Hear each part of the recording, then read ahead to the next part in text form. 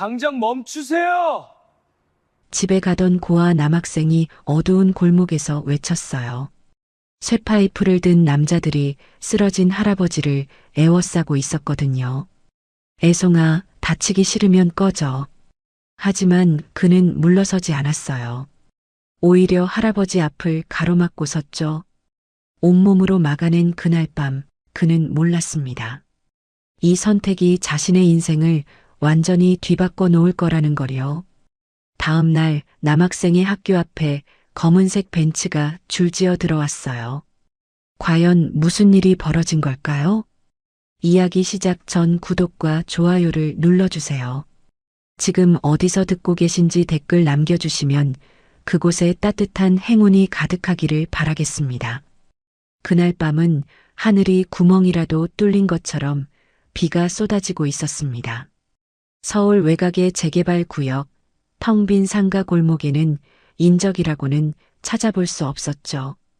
가로등 불빛조차 빗줄기에 삼켜져 희미하게 깜빡거릴 뿐이었습니다. 정상적인 사람이라면 절대로 발을 들이지 않을 그런 음산한 밤이었습니다. 그런데 그 어둠 속을 필사적으로 달리는 한 남자가 있었습니다. 성운그룹 박정호 회장. 올해로 70의 나이였지만 재계에서는 여전히 살아있는 전설로 불리는 인물이었죠. 하지만 지금 이 순간만큼은 그 어떤 권력도 그 어떤 재력도 소용이 없었습니다. 정호의 심장은 가슴팍을 뚫고 튀어나올 것처럼 미친 듯이 뛰고 있었거든요. 쿵, 쿵, 쿵. 뒤에서 들려오는 거친 발소리가 점점 가까워지고 있었습니다. 3명이었어요. 쇠파이프를 들고 자신을 쫓아오는 정체불명의 괴한들이었습니다. 젖은 아스팔트에 고급 구두가 미끄러질 때마다 정호의 등골은 서늘하게 식어갔습니다. 이게 어떻게 된 일이었을까요? 불과 1시간 전만 해도 정호는 평온한 저녁 시간을 보내고 있었습니다. 새로 지을 청소년 자립센터의 부지를 직접 확인하고 싶다는 생각에 평소 신임하던 운전기사 김 기사만 대동하고 이곳을 찾았던 것이죠. 정호에게 그 센터는 남다른 의미가 있었거든요. 일찍이 세상을 떠난 아들 민준이가 생전에 꿈꾸던 사업이었으니까요. 정호는 차에서 내려 부지를 둘러보기 시작했습니다. 그런데 그 순간이었어요. 뒤에서 차 문이 쾅 닫히는 소리가 들렸습니다. 고개를 돌려보니 김 기사가 운전석에 앉은 채 창문을 내리고 있었어요. 그의 얼굴에는 평소와 다른 그 어떤 감정도 읽을 수 없는 차가운 표정이 떠올라 있었습니다. 회장님, 죄송합니다. 그 한마디만 남긴 채 검은 세단이 굉음을 내며 사라져버렸습니다. 정호는 멍하니 도망가는 차의 뒷모습을 바라보았죠. 도대체 무슨 일이 벌어지고 있는 건지 이해할 수가 없었습니다.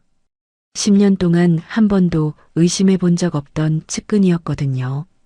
그 순간 등 뒤로 싸늘한 기운이 스며들었습니다. 여기 있었네, 영감. 어둠 속에서 불쑥 나타난 사내의 목소리가 정호의 심장을 얼어붙게 만들었습니다. 고개를 돌려보니 3명의 사내가 골목 어둠 속에서 천천히 걸어 나오고 있었습니다. 손에 들린 쇠파이프가 가로등 불빛에 번쩍 빛났습니다. 그 순간 정호는 모든 것을 깨달았습니다. 이건 우연이 아니었어요. 처음부터 계획된 함정이었던 겁니다. 도망쳐야 했습니다. 정호는 큰 길가 가로등 불빛을 향해 필사적으로 발을 내딛기 시작했습니다. 다리는 이미 한계에 다다르고 있었지만 살아야 한다는 본능이 그를 움직이게 했어요. 비에 젖은 양복이 무겁게 몸에 달라붙었습니다. 숨이 턱까지 차올랐고 허벅지 근육은 비명을 질러댔습니다. 그때였습니다. 빗물에 미끄러진 구두 굽이 젖은 아스팔트 위에서 헛디뎠습니다. 쿵!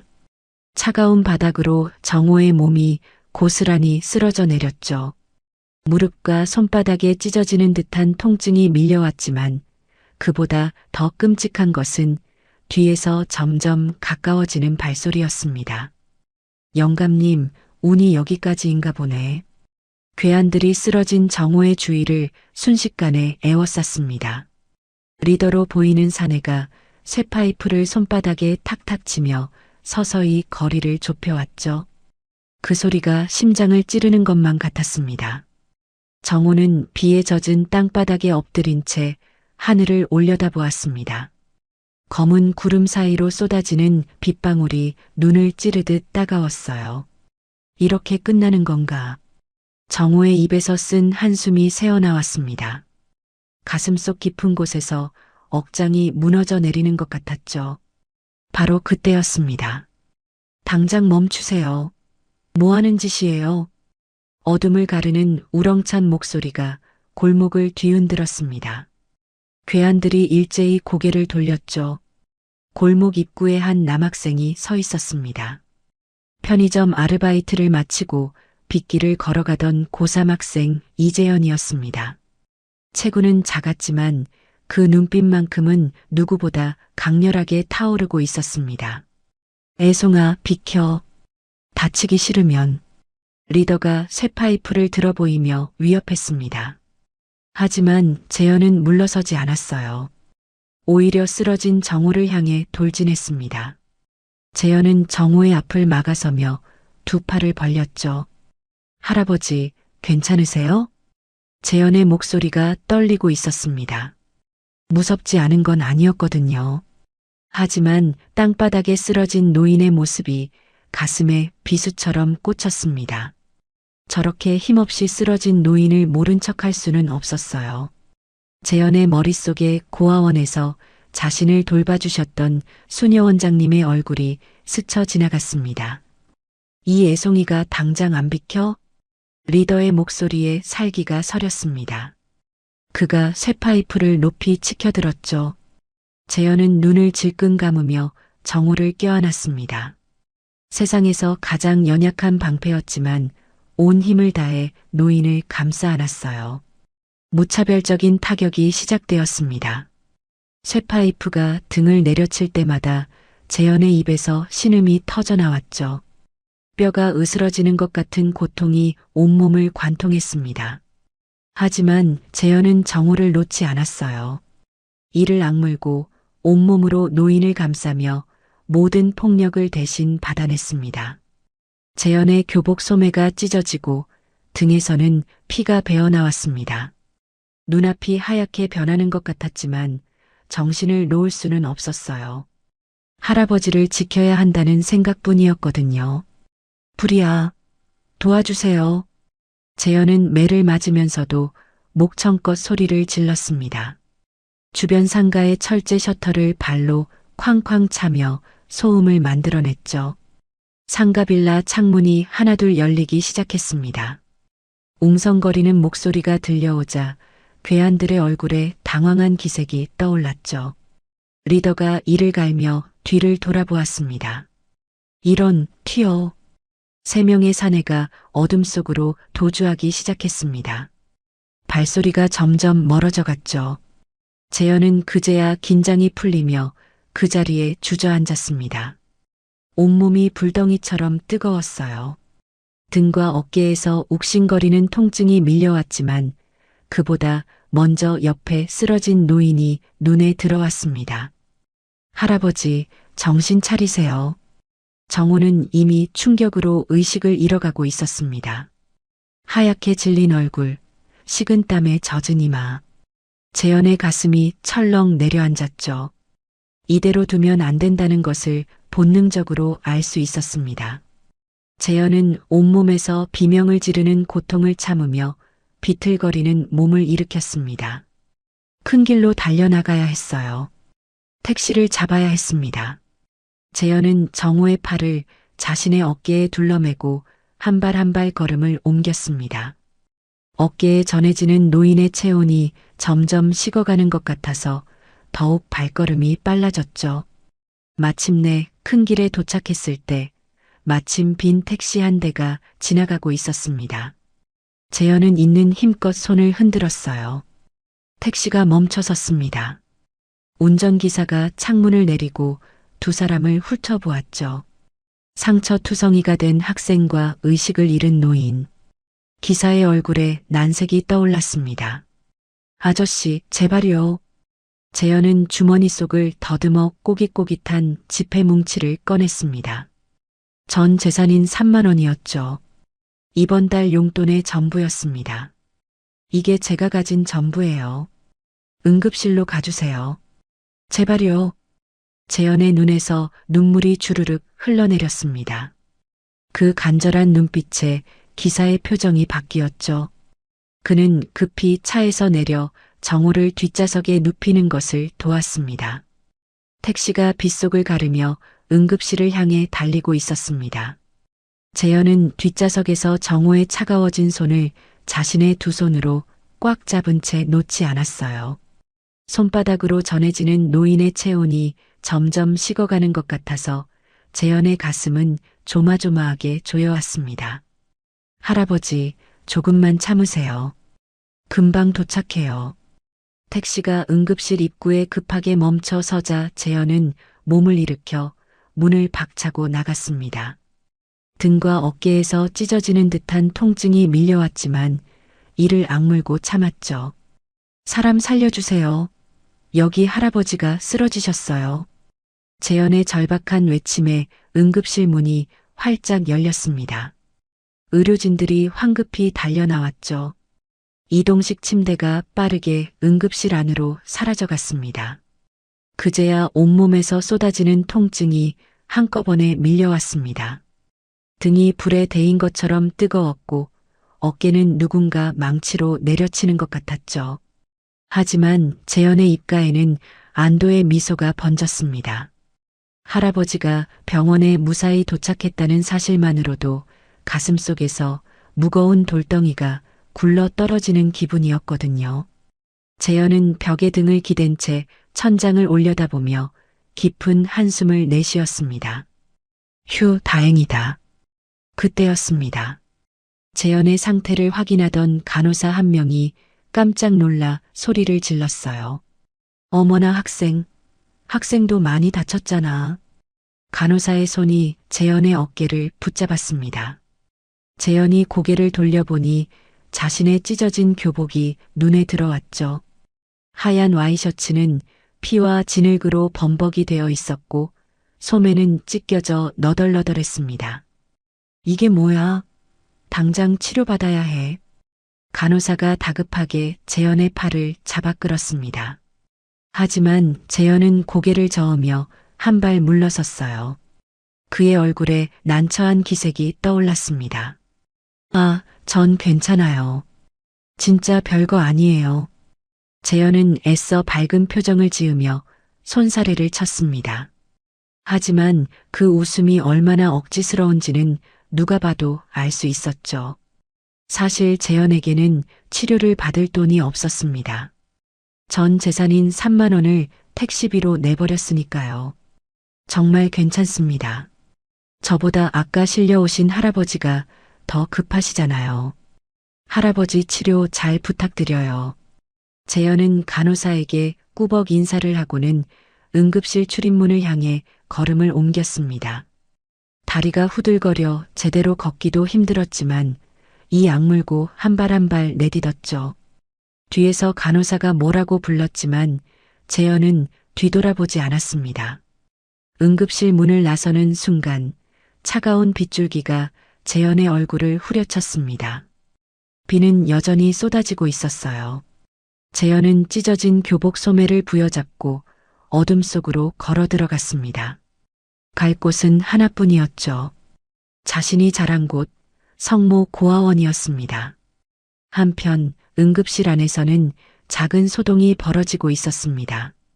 정호의 얼굴에 묻은 진흙을 닦아내던 의사가 갑자기 손을 멈추고 눈을 크게 떴거든요. 잠깐, 이분 혹시? 의사는 정호의 얼굴을 자세히 들여다보았습니다. 어디선가 본 듯한 얼굴이었어요. 그리고 그 순간 의사의 머릿속에서 번개가 치듯 기억이 떠올랐습니다. 이분, 성운그룹 박정우 회장님 아니야? 의사의 외침에 주변 의료진들이 일제히 고개를 돌렸습니다. 성운그룹이라면 대한민국 재계 순위 10위 안에 드는 대기업이었거든요. 그 회장이 피투성이가 되어 응급실에 실려왔다니 도대체 무슨 일이 있었던 걸까요? 빨리 비서실에 연락해. VIP실 준비하고. 응급실이 순식간에 아수라장이 되었습니다. 의료진들이 부산하게 움직이기 시작했고 어디선가 전화 통화 소리가 들려왔죠. 그로부터 20분 후 병원 주차장에 검은 벤츠 세대가 급하게 들어섰습니다. 차문이 열리기고 내린 사람은 성운그룹의 최준영 비서실장이었어요. 50대 초반의 단정한 인상을 가진 그는 평소와 달리 사색이 되어 있었습니다. 회장님 어디 계십니까? 최 실장의 다급한 외침이 병원 로비를 가득 메웠습니다. 그 뒤를 따라 경호원들이 우르르 쏟아져 들어왔죠. 순식간에 병원 로비가 검은 양복을 입은 사람들로 가득 찼습니다. 일반 환자들과 보호자들이 놀란 눈으로 그들을 쳐다보았어요. 이쪽입니다. 회장님은 VIP실로 옮겨졌습니다. 의사의 안내를 받아 최 실장이 병실 문을 열었습니다. 하얀 병실 침대 위에 정우가 누워 있었죠. 얼굴에는 아직 핏기가 돌지 않았고 링거줄이 팔뚝에 꽂혀 있었습니다. 하지만 다행히도 눈은 떠 있었어요. 회장님, 최 실장이 달려가 침대 옆에 무릎을 꿇었습니다. 평소 냉철하기로 유명한 그였지만 지금 이 순간만큼은 눈시울이 붉어져 있었죠. 정호는 그런 최 실장을 물끄러미 바라보다가 천천히 입을 열었습니다. 김 기사는 어디 있나? 첫 마디부터 서늘했습니다. 정호의 눈빛에는 분노와 배신감이 뒤섞여 있었어요. 10년 동안 자신의 곁을 지켜온 운전기사였습니다. 그런 사람이 자신을 죽음의 구렁텅이에 버리고 도망쳤다는 사실이 정호의 심장을 갈기갈기 찢어놓고 있었습니다. 김 기사의 차량은 인천 외곽에서 발견되었습니다. 하지만 본인의 행방은 아직 파악 중입니다. 찾아내. 정호의 주먹이 하얀 시트 위에서 파르르 떨렸습니다. 손등에 핏줄이 붉어져 나올 정도로 힘을 주고 있었죠. 반드시 그놈을 찾아내. 그리고 그 배후에 누가 있는지 철저히 조사해라. 이건 단순한 사고가 아니야. 누군가 나를 죽이려 한 거다. 최 실장은 고개를 끄덕이며 휴대폰을 꺼냈습니다. 당장 조사팀을 가동해야 했거든요. 하지만 정호의 다음 말에 손이 멈췄습니다. 그리고 말이다. 정호의 눈빛이 잠시 흔들렸습니다. 분노로 가득 차 있던 눈에 다른 감정이 스며들었죠. 나를 구했던 학생은 어디 있지? 정호는 의식을 잃기 전 마지막으로 봤던 장면을 떠올렸습니다. 쇠파이프가 쏟아지는 와중에도 자신을 감싸 안고 놓지 않았던 작은 등, 짐승처럼 울부짖으며 도움을 요청하던 목소리. 그 학생 덕분에 자신이 지금 이 자리에 살아있는 것이었습니다. 본인도 크게 다쳤을 텐데 치료는 받고 있는 건가? 최 실장은 잠시 당황한 기색을 보이다가 황급히 병실 문을 열고 나갔습니다. 응급실에 확인을 해봐야 했거든요. 잠시 후 그가 돌아왔을 때 표정이 묘하게 굳어 있었습니다. 회장님, 그 학생은 이미 병원을 떠났다고 합니다. 뭐라고? 정호가 눈을 크게 떴습니다. 간호사 말에 따르면 학생도 상당히 다쳤는데 치료를 거부하고 그냥 나갔다고 합니다. 회장님, 치료 잘 부탁드린다는 말만 남기고요. 정호의 가슴속에서 뜨거운 무언가가 울컥 치밀어 올랐습니다. 자기 몸도 성취하는데 치료조차 받지 않고 떠났다니. 도대체 어떤 아이이길래 그런 것일까요? 그 학생 이름은 알아냈나? 네, 응급실 접수 시 간호사가 학생의 명찰을 확인했다고 합니다. 최 실장이 메모를 꺼내 읽었습니다. 대한고등학교 3학년 이재현이라고 합니다. 이재현. 정호는 그 이름을 입속으로 되뇌었습니다. 낯선 이름이었지만 왠지 모르게 마음 한구석이 따뜻해지는 기분이었어요. 당장 그 학생에 대해 알아봐. 주소, 가족관계, 전부 다. 정호의 목소리에 힘이 실렸습니다. 은인에게 제대로 된 살해도 하지 못했다는 사실이 마음에 걸렸거든요. 바로 그 시각 재현은 빗속을 터벅터벅 걷고 있었습니다. 버스비조차 없어서 고아원까지 걸어가야 했거든요. 고아원까지는 1시간 넘게 걸렸습니다. 드디어 익숙한 건물이 보였을 때 재현은 정문 앞에서 걸음을 멈추었어요. 엉망진창이 된 자신의 모습이 떠올랐기 때문이죠. 이 모습을 수녀 원장님이나 동생들이 보면 얼마나 놀랄까요? 재현은 조용히 뒷문으로 돌아갔습니다. 삐걱거리는 철문을 최대한 소리나지 않게 열고 안으로 들어섰죠. 다행히 복도에는 아무도 없었습니다. 재현은 살금살금 발소리를 죽이며 자신의 방으로 향했어요. 방문을 닫고 나서야 재현은 그 자리에 털썩 주저앉았습니다. 온몸에서 힘이 빠져나가는 것 같았거든요. 어둠 속에서 벽장을 더듬어 낡은 구급 상자를 꺼냈습니다. 뚜껑을 열자 반창고 몇 개와 빨간 약, 거즈가 들어 있었어요. 재현은 젖은 셔츠를 벗고 거울을 보았습니다. 등에 시퍼런 멍이 여러 개 들어 있었고 피부가 찢어진 곳에서는 피가 말라붙어 있었죠. 재현은 이를 악물고 빨간 약을 상처에 발랐습니다. 쓰라린 통증에 눈앞이 노래졌지만 소리를 지를 수는 없었어요. 동생들이 깰 수도 있었어요. 상처를 대충 치료하고 난 재현은 창밖을 바라보았습니다. 빗줄기는 조금 잦아들었지만 하늘은 여전히 먹구름으로 가득했어요. 그래도 다행이야. 그분이 무사하시다면. 재현은 혼잣말을 하며 쓸쓸히 웃었습니다. 이번 달 용돈 전부인 3만 원을 잃었고 몸은 만신창이가 되었지만 후회는 없었거든요. 누군가를 도울 수 있었다는 것, 그것만으로도 충분했습니다. 내일은 또 편의점 알바를 해야 했어요. 내년이면 고아원을 퇴소해야 하니까 대학 등록금을 모으려면 하루도 빠질 수가 없었죠.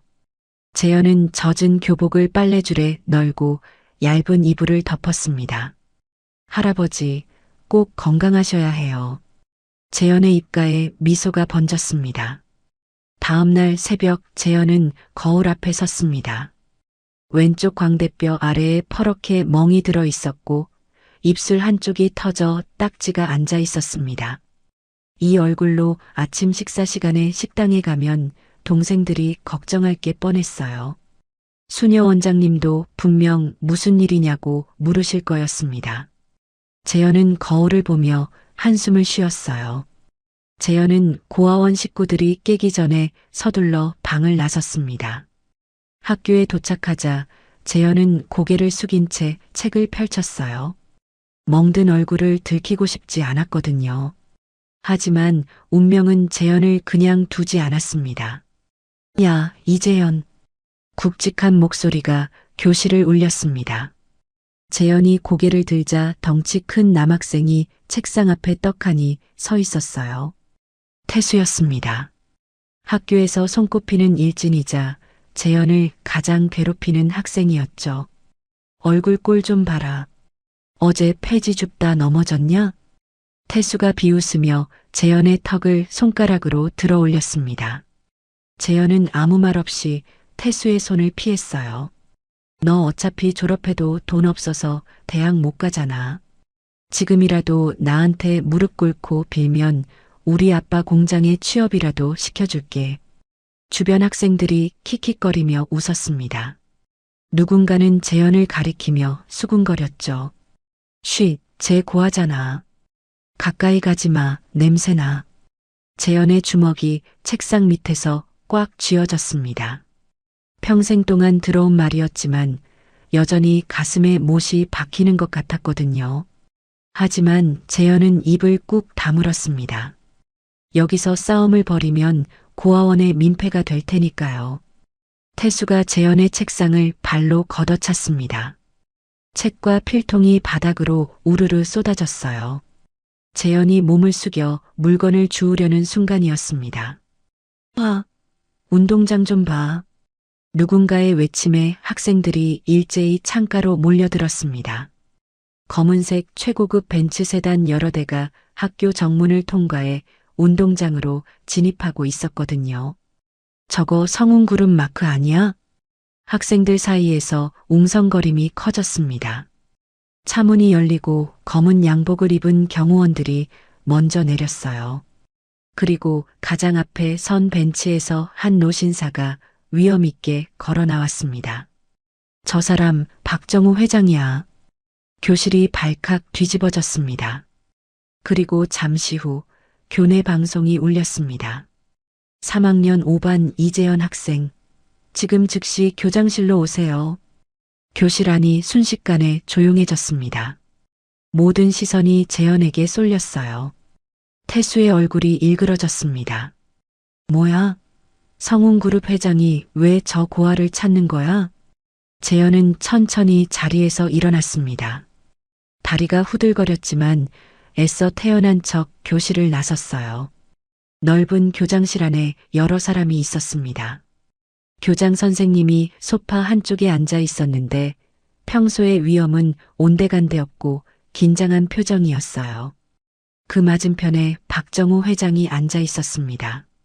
정우 옆에는 최 실장이 서 있었고 뒤에는 경호원들이 있었습니다. 재현이 문을 열고 들어서는 순간 정우의 눈이 재현을 향했습니다.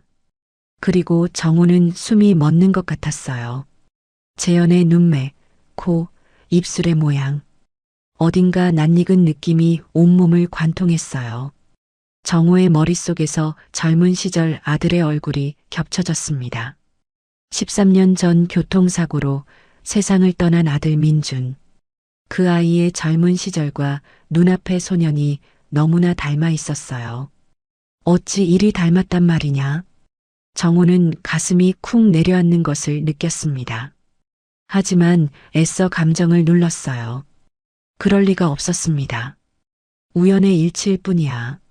세상에 닮은 사람이 어디 한둘이겠어. 할아버지, 괜찮으세요? 병원에서 치료는 잘 받으셨어요? 재현의 첫 마디가 정우의 안부를 묻는 것이었습니다.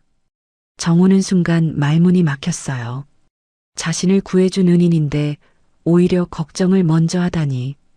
정우의 가슴 한켠이 뭉클해졌습니다. 응, 덕분에 괜찮네. 자네가 도와주지 않았으면 큰일 날 뻔했어. 정우가 재현의 손을 잡았습니다. 손이 따뜻했어요. 어젯밤 택시 안에서 자신의 손을 꼭 잡아주던 그 온기가 떠올랐습니다. 정우는 최 실장에게 눈짓했어요. 최 실장이 두툼한 봉투 하나를 꺼내 재현 앞에 내밀었습니다. 봉투가 묵직했어요. 안에 뭐가 들었는지 짐작이 갔습니다. 재현 군, 어제는 정말 고마웠네. 이건 내 작은 성인이 부담 갖지 말고 받게. 정우가 부드럽게 말했습니다. 재현은 봉투를 바라보았어요. 두꺼운 것으로 보아 상당한 금액이 들어있는 것 같았습니다. 대학 등록금을 걱정하던 재현에게는 절실하게 필요한 돈이었어요. 하지만 재현은 고개를 저었습니다. 감사하지만 받을 수 없습니다. 정우의 눈이 커졌어요.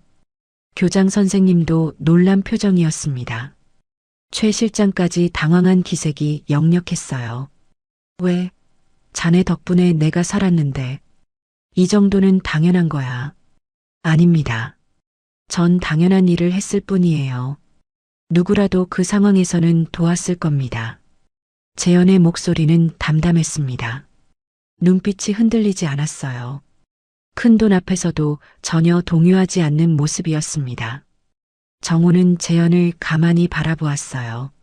신기한 아이였습니다. 고아원에서 자랐다고 들었어요. 형편이 어렵다는 것도 알고 있었습니다. 그런데 이 큰 돈을 거절하다니. 보통 사람이라면 두 손으로 받았을 거예요. 아니, 더 달라고 했을지도 모릅니다. 그런데 이 아이는 달랐어요. 정말 괜찮은 건가? 힘들 때 쓰면 되는데. 할아버지가 무사하신 것만으로 충분합니다. 그게 제가 바랐던 전부예요. 재현이 미소 지었습니다. 진심이 담긴 미소였어요. 정호는 가슴 깊은 곳에서 무언가가 뜨거워지는 것을 느꼈습니다. 정호는 재현의 얼굴을 다시 한번 찬찬히 살펴보았어요. 볼수록 아들 민준을 닮았습니다. 눈매도 고집스럽게 담은 입술도 말하는 어투도 마치 타임머신을 타고 젊은 시절의 아들을 만난 것 같았어요. 미친 짓이야. 내가 지금 무슨 생각을 하는 거지? 정호는 고개를 저으며 생각을 떨쳐냈습니다. 아들이 그리워서 환각을 보는 것이라고 자책했어요. 그래, 자네 뜻이 그렇다면 억지로 권하진 않겠네. 하지만 언제든 필요한 것이 있으면 연락하게. 정호가 명함을 건넸습니다. 재현은 두 손으로 정중히 받았어요. 감사합니다. 할아버지도 몸조리 잘하세요. 재현이 인사를 하고 교장실을 나갔습니다. 문이 닫히고 나서도 정호는 한동안 그 자리에 서 있었어요. 재현이 서 있던 자리를 바라보며 생각에 잠겼습니다. 회장님, 괜찮으십니까? 최 실장이 조심스럽게 물었습니다. 정호가 고개를 끄덕였어요. 응, 가자. 정호 일행이 학교를 떠났습니다. 하지만 정호의 마음은 여전히 그 소년에게 가 있었어요.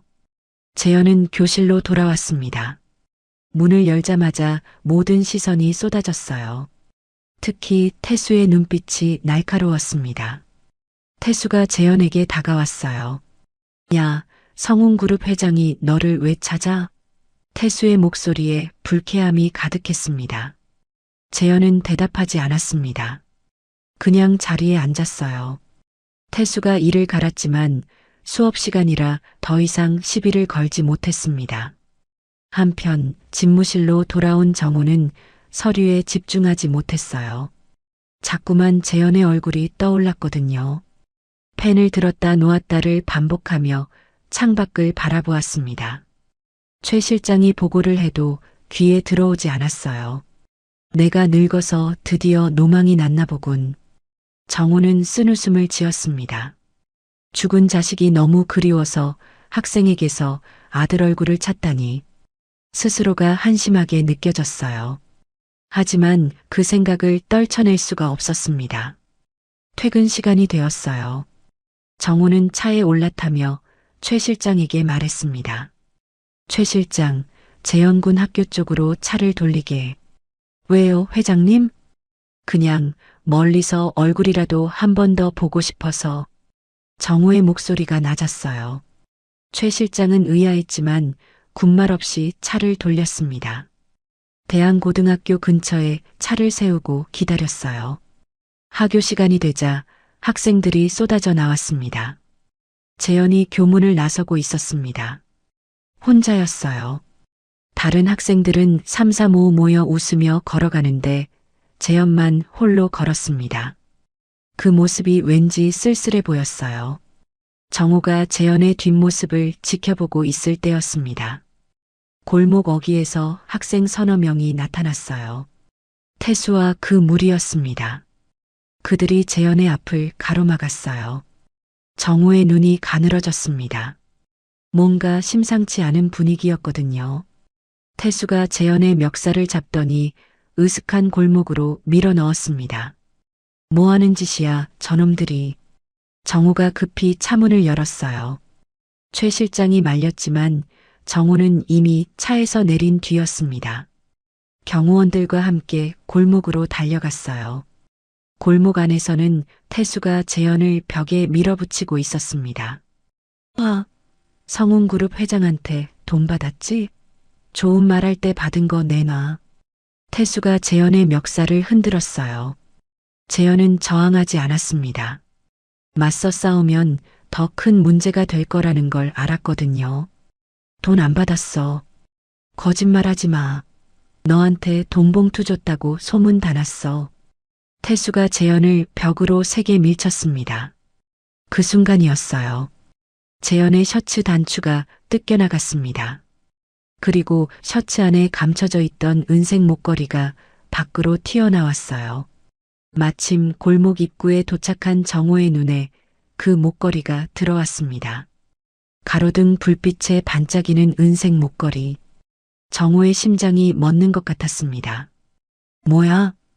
태수가 당황하는 사이 경호원 한 명이 번개처럼 다가왔습니다. 태수의 팔을 낚아채더니 단숨에 꺾어버렸어요. 태수의 입에서 비명이 터져 나왔습니다. 으악! 태수가 바닥에 굴러떨어졌어요. 그 무리도 겁에 질린 표정으로 뒷걸음질 쳤습니다. 경호원들이 뿜어내는 압도적인 기세에 꼼짝도 할 수 없었거든요.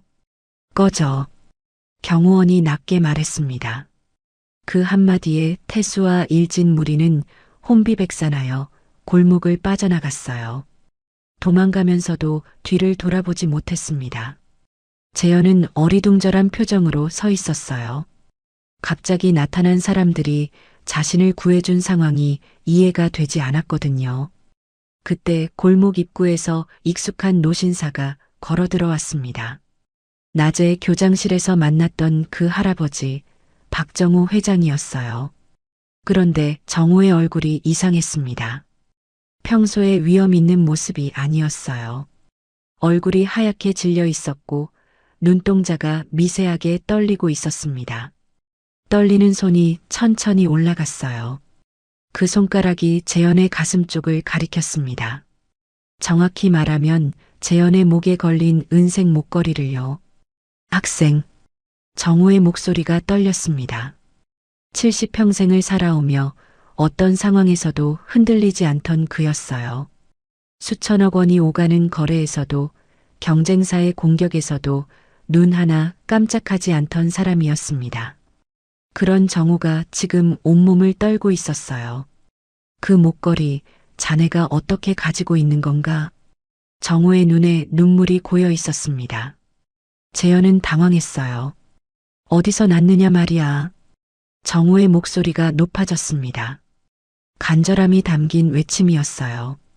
재현은 무의식적으로 목걸이를 손으로 감쌌습니다. 이 목걸이는 재현에게 유일한 보물이었거든요. 이건 제가 고아원에 처음 들어왔을 때부터 목에 걸려 있었다고 들었습니다. 재현이 천천히 대답했어요. 수녀 원장님께서 그러셨어요. 제가 고아원 앞에서 발견되었을 때 이걸 하고 있었다고요. 그래서 저도 어디서 온 건지는 모릅니다. 정호의 무릎에서 힘이 빠졌습니다. 비틀거리며 벽에 손을 짚었어요. 최 실장이 급히 다가가 부축했습니다. 정호의 얼굴에 복잡한 감정이 스쳐 지나갔어요. 희망과 두려움, 기대와 불안이 뒤섞인 표정이었습니다. 회장님, 괜찮으십니까? 최 실장이 걱정스럽게 물었습니다. 정호는 대답하지 않았어요. 그저 재현의 얼굴을 뚫어지게 바라보았습니다. 눈매, 코, 입술. 볼수록 아들 민준을 닮았어요. 그리고 그 목걸이까지. 이건 우연이 아니야. 정호의 심장이 미친 듯이 뛰었습니다. 13년 전 빗길 사고에서 사라졌던 손자 지환. 그 아이가 살아있는 건가? 눈앞에 이 소년이 정말 내 핏줄인 건가? 재현은 점점 더 당황했습니다. 할아버지의 반응이 너무 이상했거든요. 저기 할아버지. 재현이 조심스럽게 말을 꺼냈어요. 구해주신 건 정말 감사합니다. 근데 제가 아르바이트 시간이 늦어서요. 먼저 가봐야 할 것 같습니다. 재현이 인사를 하고 골목을 빠져나갔습니다. 버스 정류장을 향해 달려가는 재현의 뒷모습을 정호는 한참이나 바라보았어요. 잠깐 학생. 정호가 급히 손을 뻗었지만 재현은 이미 골목을 빠져나가 버스 정류장을 향해 달려가고 있었습니다. 정호는 당장이라도 재현을 붙잡고 싶었습니다. 너 혹시 내 손자 아니냐고, 13년 전 사라진 지환이가 아니냐고 물어보고 싶었어요. 하지만 그럴 수 없었습니다. 아직 확실한 증거가 없었거든요. 괜히 아이를 혼란스럽게 만들 수는 없었어요. 정우가 돌아서서 차를 향해 걸었습니다. 차에 올라타며 정우가 입을 열었어요. 목소리가 서리빨처럼 차가웠습니다. 최 실장, 당장 저 아이의 유전자 검사를 실시해라. 최 실장의 눈이 커졌습니다. 그리고 이재현이라는 아이의 과거를 샅샅이 조사해. 그 고아원에 언제 들어왔는지, 어떤 경위로 들어오게 됐는지 하나도 빠짐없이 알아내. 정우의 눈빛이 타오르고 있었습니다. 알겠습니다. 즉시 착수하겠습니다. 최 실장이 고개를 숙였습니다. 정우는 창밖을 바라보며 생각에 잠겼습니다. 13년 전 그날이 떠올랐어요. 비가 쏟아지던 밤이었습니다. 아들 민준과 며느리가 손자 지환을 데리고 여행을 떠났던 날. 그리고 그날 밤 끔찍한 교통사고가 났어요.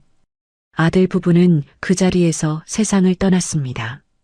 하지만 6살이었던 손자 지환은 끝내 찾지 못했어요. 사고 현장에서 시신도 흔적도 발견되지 않았거든요. 경찰은 아이도 사망했을 거라고 했습니다.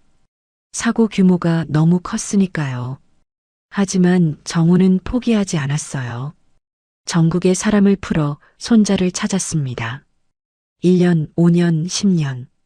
시간이 흘러도 단서 하나 찾지 못했어요. 그렇게 13년이 흘렀습니다. 주변에서는 이제 그만 포기하라고 했어요. 손자는 이미 세상을 떠났을 거라고.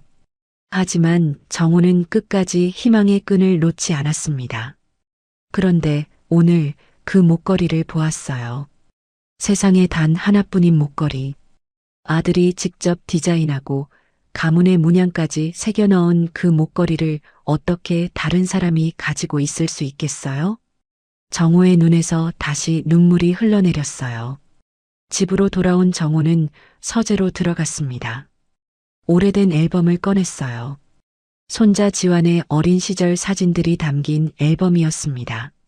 한 사진에서 정우의 손이 멈추었어요. 아들 민준이 지환의 목에 은색 목걸이를 걸어주고 있었어요. 바로 그 목걸이. 오늘 재현의 목에서 본 그 목걸이였습니다. 정우는 사진 속 지환의 얼굴과 재현의 얼굴을 머릿속으로 대조했어요. 눈매가 닮았습니다. 코도 닮았어요. 웃을 때 생기는 왼쪽 보조개도 같았습니다. 13년이라는 시간이 흘렀지만 핏줄은 속일 수 없었어요. 정우는 사진을 가슴에 안고 밤새 잠을 이루지 못했습니다. 유전자 검사 결과가 나오기 전까지는 확신할 수 없었어요. 하지만 가슴 깊은 곳에서 피 끓는 혈육의 정이 느껴졌습니다. 저 아이가 내 손주라고 본능이 말해주고 있었어요. 다음 날 아침, 정우가 서재에서 나왔을 때 최 실장이 급히 달려왔습니다. 표정이 심상치 않았어요. 회장님, 운전기사 김 기사의 위치를 파악했습니다. 정우의 눈빛이 순식간에 날카로워졌습니다. 자신을 사지에 버리고 도망친 그놈이었거든요. 어디야? 경기도 외곽의 낡은 펜션에 숨어 있습니다. 누군가의 도움을 받고 있는 것으로 보입니다. 정우는 주먹을 꽉 쥐었습니다. 김 기사가 혼자서 그런 대담한 배신을 저질렀을 리 없었거든요. 반드시 배우가 있었습니다. 김 기사 그놈을 잡아와. 내가 직접 대면하겠다. 정우의 목소리는 낮았지만 살기가 서려 있었습니다. 나를 죽이려 한 배우가 누구인지 반드시 알아내야겠다.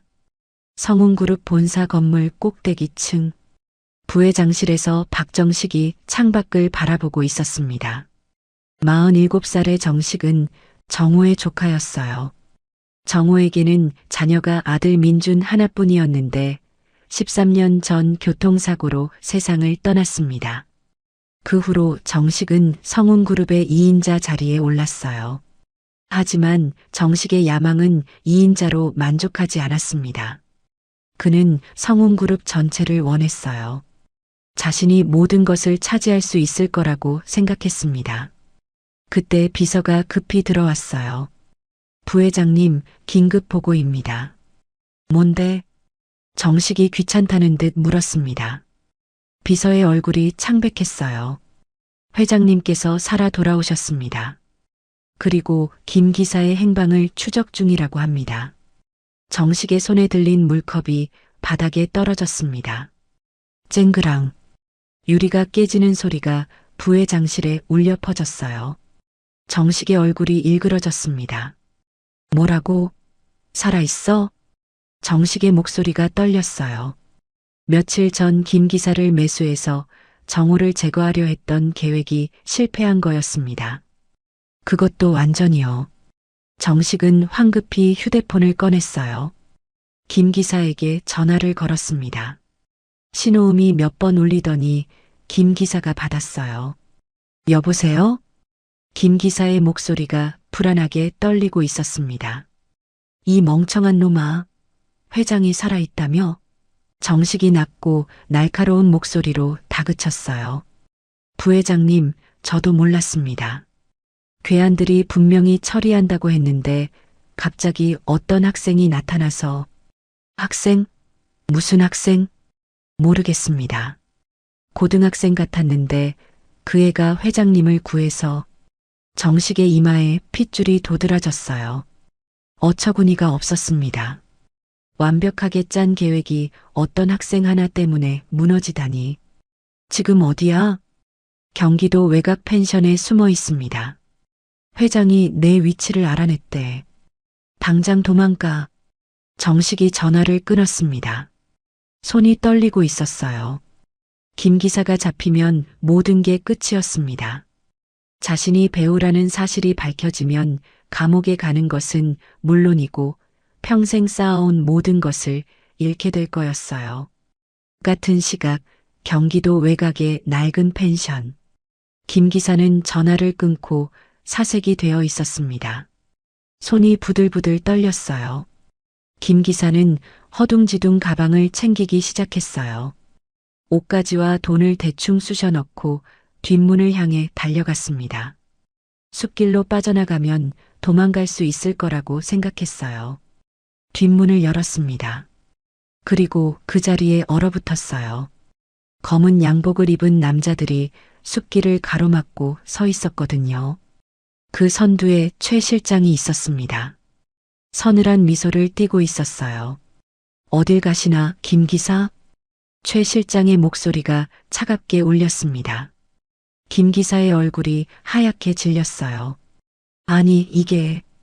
김 기사가 뒤로 물러서려 했습니다. 하지만 경호원들이 번개처럼 달려들어 그를 바닥에 맺혔어요. 김 기사의 입에서 비명이 터져 나왔습니다. 으악! 경호원들이 김 기사의 팔을 뒤로 꺾어 제압했어요. 꼼짝도 할 수 없었습니다. 그때 펜션 정문 쪽에서 발소리가 들려왔어요. 김 기사가 고개를 돌렸습니다. 정호가 위험 있게 걸어오고 있었어요. 눈빛이 서리발처럼 차가웠습니다. 김 기사는 그 눈빛을 보자마자 온몸이 얼어붙는 것 같았어요. 10년 동안 모셔왔던 회장님이었습니다. 그 회장님을 배신하고 죽이려 했어요. 그런데 지금 그분이 눈앞에 서 있었습니다. 정호가 펜션 안으로 들어왔어요. 방 안의 의자를 끌어다 김 기사 앞에 놓고 천천히 앉았습니다. 다리를 꼬고 김 기사를 내려다보았어요. 그 눈빛에 노기가 서려 있었습니다. 김 기사. 정호의 목소리가 낮고 묵직했어요. 10년이야. 내가 자네를 어떻게 대했나? 가족처럼 대하지 않았나? 김 기사의 눈에서 눈물이 흘러내렸습니다. 부끄러움과 공포가 뒤섞인 눈물이었어요. 회장님, 저는 누가 시켰나? 정호가 차갑게 물었습니다. 누가 자네에게 나를 버리고 도망가라 했지? 자네 혼자 꾸민 일이 아닌 거 알아. 살 길은 오직 자네 입에 달렸네. 김 기사의 몸이 부들부들 떨렸어요. 박정식 부회장의 협박이 떠올랐습니다. 내 이름 불면 너 죽어. 하지만 지금 눈앞의 회장님은 더 무서웠어요. 회장님, 살려주십시오. 김 기사가 바닥에 이마를 찌우며 절규했습니다. 제가 다 말하겠습니다. 제발 목숨만 살려주십시오. 정호의 눈빛이 날카로워졌어요. 말해.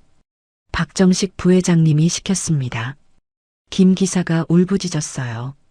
정호의 얼굴이 굳어졌습니다. 귀를 의심했어요. 뭐라고? 박정식 부회장님이요. 그분이 저에게 돈을 주고 회장님을 그곳으로 유인하라고 했습니다. 괴한들도 부회장님이 보낸 사람들이에요. 정호의 심장이 조여드는 것 같았습니다. 정식이? 내 친조카 정식이가? 정호는 정식을 어린 시절부터 지켜봤어요. 형의 아들이었습니다. 형이 일찍 세상을 떠난 후 정호가 조카를 걷어 키웠어요. 회사에서 자리도 만들어 주었습니다. 그렇게 키운 조카가 자신을 죽이려 했다고? 정식이가 감히 나를 죽이려 했단 말이냐? 정호의 목소리가 떨렸어요. 분노와 배신감이 뒤섞인 떨림이었습니다. 주먹을 꽉 쥐었더니 손톱이 손바닥을 파고들었어요. 회장님, 정말입니다. 부회장님이 그러셨어요. 회장님만 없으면 성운그룹은 자기 거라고.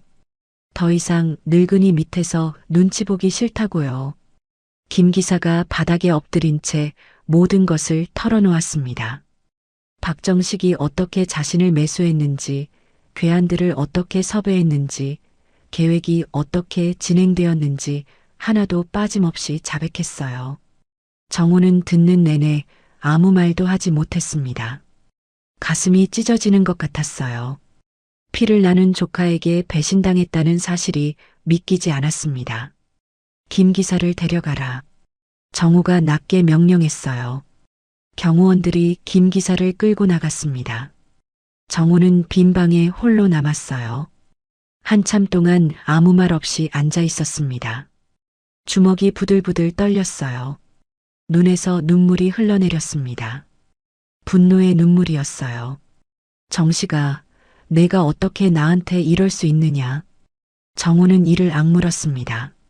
조카에 대한 분노, 그리고 사람을 잘못 본 자신에 대한 자책감이 뒤섞여 가슴이 터질 것 같았어요. 같은 시각, 서울의 한 편의점.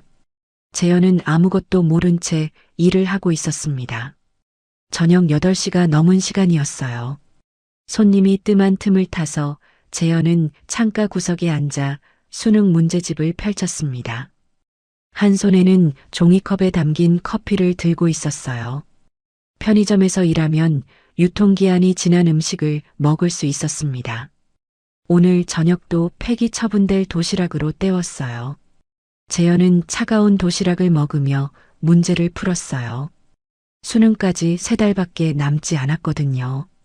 대학에 가려면 장학금을 받아야 했습니다. 장학금을 받으려면 좋은 성적이 필요했어요. 재현은 쉴 틈 없이 공부했습니다. 낮에는 학교, 밤에는 아르바이트, 새벽에는 공부. 그게 재현의 일상이었어요. 힘들었지만 포기할 수 없었습니다. 이것만이 자신의 인생을 바꿀 수 있는 유일한 방법이었으니까요.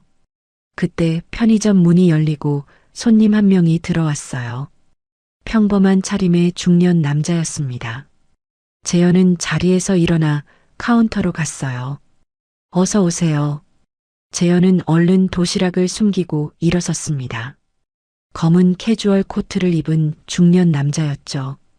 남자는 음료 코너로 가더니 이것저것 살피는 척했습니다. 잠시 후 재현이 매대 정리를 위해 카운터를 비운 사이였습니다. 남자는 눈 깜짝할 새에 재현이 마시던 종이컵을 수거했죠. 이것만 계산해 주세요. 네, 1,500원입니다. 감사합니다. 재현은 아무것도 눈치채지 못한 채 계산을 마쳤습니다. 남자는 편의점 밖에 나와 검은 세단 차 안에서 전화를 걸었습니다. 최 실장님, 샘플 확보했습니다. 좋아. 즉시 감식기관으로 보내. 결과는 내일까지 나와야 해. 회장님께서 기다리고 계시니까. 밤이 깊어갔습니다. 성운그룹 본사 회장실에서 정호는 창밖을 응시하고 있었습니다. 회장님, 유전자 검사 샘플이 감식기관에 도착했습니다. 결과는 내일 나올 예정입니다. 최 실장의 보고에 정호가 고개를 끄덕였습니다. 그리고 박정식 부회장의 비자금 내역도 추적 중입니다. 곧 윤곽이 드러날 겁니다. 수고하네. 결과가 나오는 대로 즉시 보고해. 한시라도 빨리. 최 실장이 방을 나간 후 정호는 책상 서랍에서 낡은 사진 한 장을 꺼냈습니다. 아들 민준의 사진이었습니다. 민준아. 정호가 사진을 보며 중얼거렸어요. 내 아들이 살아있을지도 모른다. 지환이가 살아있을지도 몰라. 눈물이 흘러내렸습니다. 13년 동안 품어온 희망이 현실이 될지도 모른다는 생각에 가슴이 벅차올랐어요. 다음 날 아침, 성운그룹 본사 회장실에는 아직 어둠이 걷히지 않았습니다. 정호는 밤새 한숨도 자지 못했거든요. 똑똑, 노크 소리가 들렸습니다. 정호는 벌떡 자리에서 일어났죠. 문이 열리고 최 실장이 들어왔습니다. 그의 손에는 하얀 서류 봉투 하나가 들려 있었어요. 회장님, 유전자 검사 결과가 나왔습니다. 최 실장의 목소리가 떨리고 있었습니다. 정호는 두근거리는 가슴을 부여잡고 서류 봉투를 받아들었죠. 손가락이 너무 떨려서 봉투를 뜯는 것조차 쉽지 않았습니다. 정호는 천천히 서류를 꺼내 펼쳤습니다. 그리고 그 순간 그의 눈동자가 크게 흔들렸습니다. 박정우와 이재현의 친손자 관계 확률 99.99%. 그 숫자가 정호의 눈에 박혔습니다. 지환이가 맞습니다, 회장님. 최 실장의 목소리가 멀리서 들려오는 것 같았습니다. 정호는 서류를 가슴에 꼭 끌어안았습니다. 그리고 70평생 남 앞에서 보인 적 없던 눈물을 쏟아내기 시작했죠. 지환아, 내 새끼. 정호의 입에서 신음 같은 말이 터져 나왔습니다. 정호는 책상을 부여잡고 통곡했습니다. 어깨가 들썩거렸고 숨이 넘어갈 것 같았죠. 13년이라는 세월이 주마등처럼 스쳐 지나갔거든요. 그 긴 세월 동안 손자는 고아원에서 자랐습니다. 버려진 아이라는 손가락질을 받으며 살았죠. 배고프고 추울 때 할아버지를 부를 수도 없었습니다. 아무도 그 아이를 지켜주지 않았어요. 내가 죄인이다. 내가 이 할애비가 죄인이야. 정호는 바닥에 주저앉아 오열했습니다. 최 실장도 눈시울을 붉히며 고개를 숙였죠.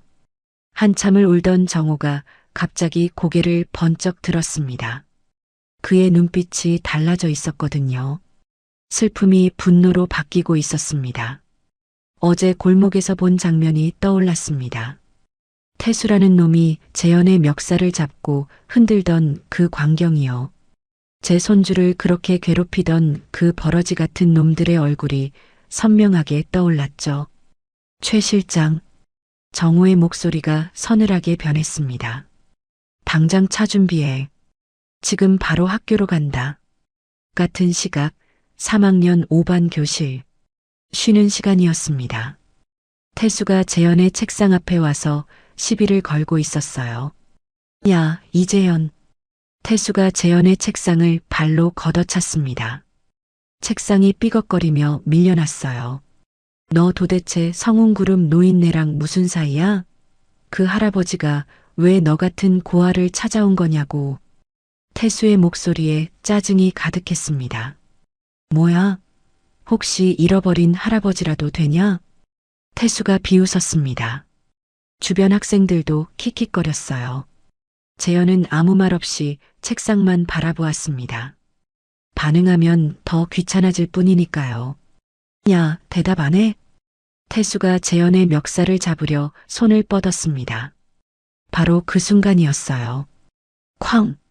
교실 앞문이 벌컥 열렸습니다. 문 앞에 검은 양복을 입은 건장한 남자들이 서 있었어요. 경호원들이었습니다. 그 뒤로 노신사가 걸어 들어왔어요. 박정우 회장이었습니다. 정우의 눈이 교실 안을 훑었습니다. 그리고 태수가 재현의 멱살을 잡으려는 장면이 눈에 들어왔어요. 정우의 얼굴이 굳어졌습니다. 눈빛이 서리빨처럼 차갑게 변했어요. 당장 그만두지 못할까? 정우가 포효했습니다. 그 목소리에 교실 전체가 얼어붙었어요. 창문이 흔들릴 정도로 우렁찬 호통이었습니다. 태수가 화들짝 놀라 손을 거두었어요. 뒤를 돌아보니 성운그룹 회장이 눈에서 불을 뿜으며 서 있었습니다. 태수의 얼굴이 하얗게 질렸어요. 무슨. 태수가 말을 더듬었습니다. 정우가 천천히 교실 안으로 걸어 들어왔어요. 경호원들이 그 뒤를 따랐습니다. 학생들이 양옆으로 갈라져 길을 열었어요. 정우가 재현 앞에 섰습니다. 재현도 놀란 표정이었어요. 왜 또 오신 거지? 며칠 전에 만났는데? 재현은 영문을 몰라 어리둥절했습니다. 정우의 눈에 눈물이 고였어요. 떨리는 손을 뻗어 재현의 멍든 뺨을 어루만졌습니다. 따뜻하고 거친 손이었어요. 재현은 그 손길에 움찔했습니다. 지환아. 정우가 나직하게 불렀습니다. 재현의 눈이 커졌어요. 지환? 그게 누구지? 이 할아버지가 늦어서 미안하구나. 정말 미안해. 정우의 눈에서 눈물이 흘러내렸습니다. 교실이 조용해졌어요. 아무도 입을 열지 못했습니다. 대기업 회장이 눈물을 흘리며 고아 학생 앞에 서 있는 광경이 너무나 낯설었거든요. 정우가 몸을 돌려 교실 전체를 둘러보았습니다.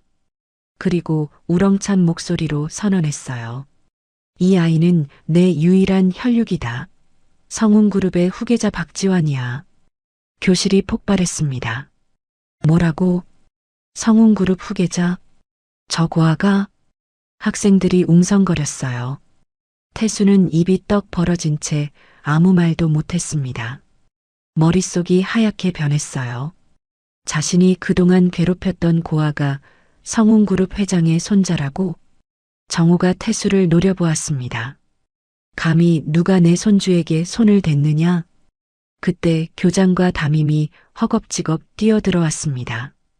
회장님, 교장이 숨을 헐떡이며 정우 앞에 섰어요. 사색이 된 얼굴이었습니다. 성운그룹 회장이 학교에 와서 호통을 치고 있다는 보고를 받고 달려온 거였어요. 교장이 90도로 허리를 숙였습니다. 무슨 일이십니까? 정우가 교장을 매섭게 노려보았어요. 교육의 전당이라는 곳에서 학생이 매일같이 괴롭힘을 당하는 동안 당신들은 뭘 했나? 정우의 목소리가 교실에 울려 퍼졌습니다. 고아라는 이유로 놀림받고 폭력을 당했는데 선생님이라는 사람들은 뭘 하고 있었어? 학교 폭력을 방관하다니 교사로서 부끄럽지도 않은가? 교장의 얼굴이 빨갛게 달아올랐습니다. 아무 말도 할 수 없었어요. 학교 폭력이 있다는 사실은 알고 있었지만 귀찮아서 눈을 감아왔던 거였거든요. 정우가 최 실장을 돌아보았습니다. 최 실장. 예, 회장님. 당장 교육부에 이 학교의 실태를 고발해라. 학교 폭력을 방관한 교사들 전원의 파면을 요구할 것이다. 한 명도 빠짐없이 책임을 물겠다. 교장과 담임의 얼굴이 하얗게 질렸습니다. 파면이라니. 그건 교사 생활의 끝을 의미했어요. 정우가 벌벌 떨고 있는 태수를 가리켰습니다. 그리고 저 학생, 당장 학교 폭력으로 정식 신고해라. 법이 허용하는 가장 엄중한 처벌을 받게 될 거다. 태수의 다리에서 힘이 빠졌어요. 바닥에 주저앉았습니다. 하비는 꿈도 꾸지 마라. 정우가 차갑게 덧붙였습니다. 태수의 눈에서 눈물이 흘러내렸어요. 자신이 무슨 짓을 저질렀는지, 얼마나 큰 실수를 했는지 그제야 깨달은 거였습니다. 정우가 다시 재현에게로 돌아섰습니다. 재현은 멍하니 서 있었어요. 현실감이 느껴지지 않았습니다. 성운그룹 후계자 박지환? 나한테 가족이 있었다고? 정호가 재현의 어깨를 부드럽게 감싸쥐었습니다. 할아버지랑 이야기 좀 하자. 정호가 재현을 데리고 교실 밖으로 나왔어요. 복도 끝 빈 교실로 들어갔습니다. 텅 빈 교실에서 정호와 재현이 마주 섰습니다. 정호가 떨리는 목소리로 입을 열었어요. 13년 전이었단다. 재현이 조용히 듣고 있었습니다. 내 아버지 이름은 민준, 어머니 이름은 수정이었어. 둘 다 너를 얼마나 사랑했는지 몰라. 내가 태어났을 때 온 집안이 잔치였단다. 정호의 눈에서 눈물이 흘러내렸어요. 그런데 내가 6살 되던 해 교통사고가 났어. 내 부모님은 그 자리에서 돌아가셨고 너는 사라졌단다. 아무리 찾아도 찾을 수가 없었어. 재현의 손이 떨리기 시작했습니다. 13년 동안 너를 찾았어. 전국의 사람을 풀고 수소문했는데 단서 하나 찾지 못했지. 그런데 내가 바로 내 앞에 있었구나. 정호가 재현의 목에 걸린 목걸이를 가리켰어요. 그 목걸이 내 아버지가 너한테 직접 선물한 거야. 내가 태어난 날 세상에 하나뿐인 목걸이지. 그걸 보는 순간 알았어. 내가 내 손주라는 걸. 재현은 무의식적으로 목걸이를 손으로 감쌌습니다. 유일하게 간직해온 물건이었어요.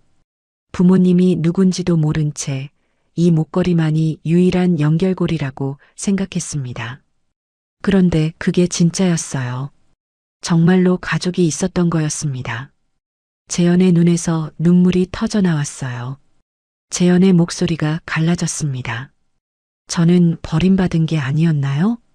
그동안 참아왔던 서러움이 터져 나왔어요.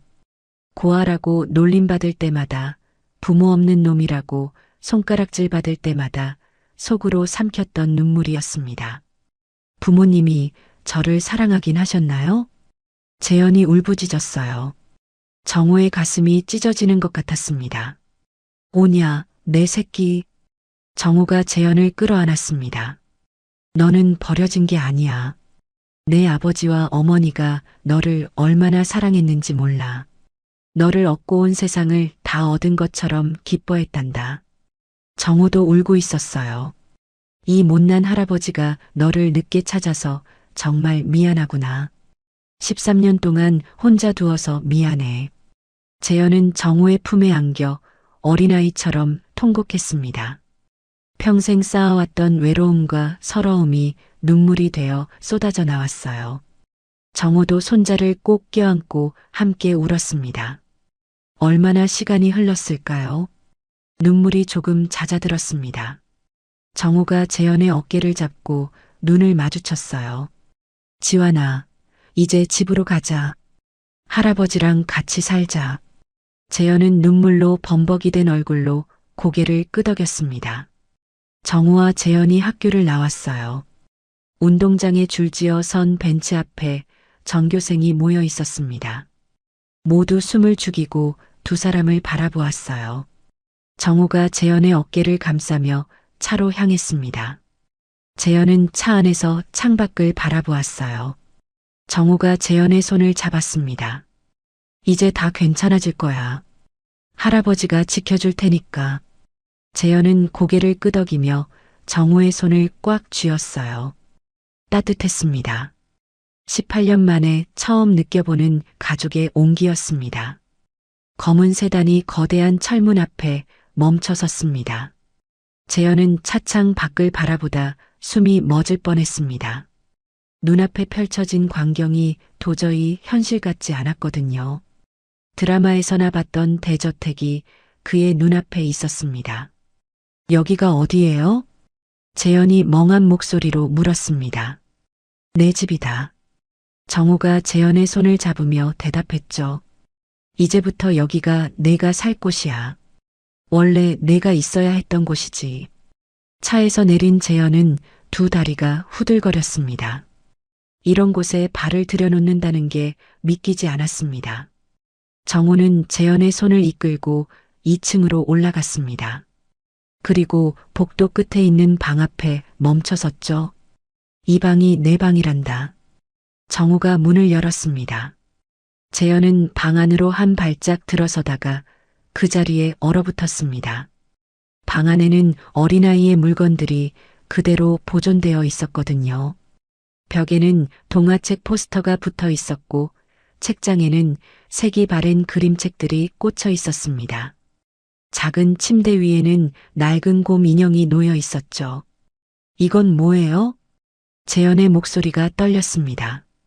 13년 전 내가 쓰던 방이야. 내가 사라진 뒤로 단 한 번도 손대지 않았단다. 혹시 내가 돌아올까봐. 정호의 눈가가 붉어졌습니다. 매일 아침 가정부가 먼지만 닦았지. 언젠가 내가 돌아와서 이 방을 다시 쓸 수 있도록.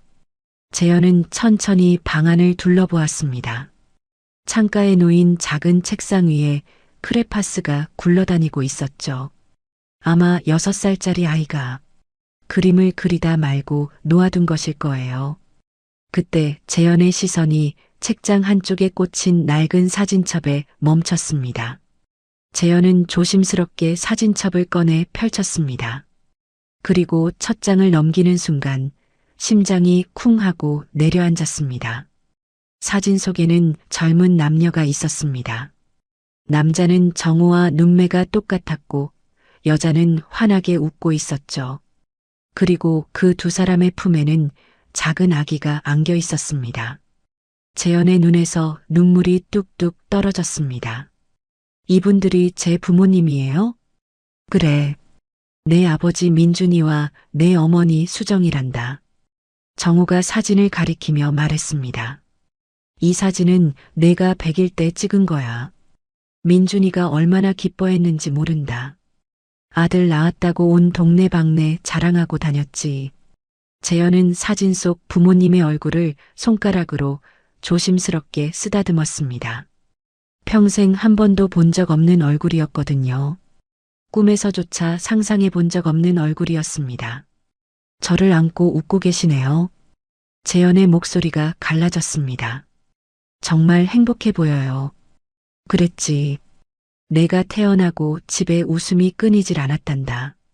정우는 사진첩을 넘기며 하나하나 설명해 주었습니다. 돌잔치 사진, 첫걸음마 사진, 놀이공원에서 찍은 사진.